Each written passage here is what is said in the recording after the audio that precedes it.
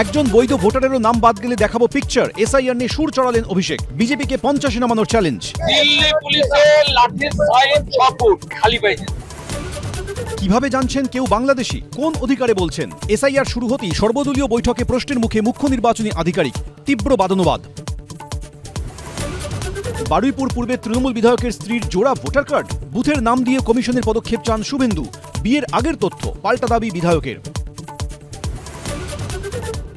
লোকসভা ভোটে পিছিয়ে থাকা এলাকায় রদবদল, ভেঙে দেওয়া হলো ধূপগুড়ি কৃষ্ণনগরের পুর প্রশাসক, কাউন্সিলরদের সরিয়ে দায়িত্বে এসডিও। মারমুখী সিবিআই, তেরে গেলেন অভিযুক্তের আইনজীবীও। আলিপুর কোর্টে বেলাগাম গন্ডগোলের জেরে মাঝপথেই স্থগিত এসএসসি মামলার সাক্ষ্য গ্রহণ। ঘূর্ণিঝড়ের প্রহর গুনছে আন্ধ্র, কলকাতা সহ পার্শ্ববর্তী এলাকায় ঝোড়ো হাওয়া, জেলায় জেলায় বৃষ্টি। চন্দননগর তমলুকে ভাঙল পুজোর প্যান্ডেল।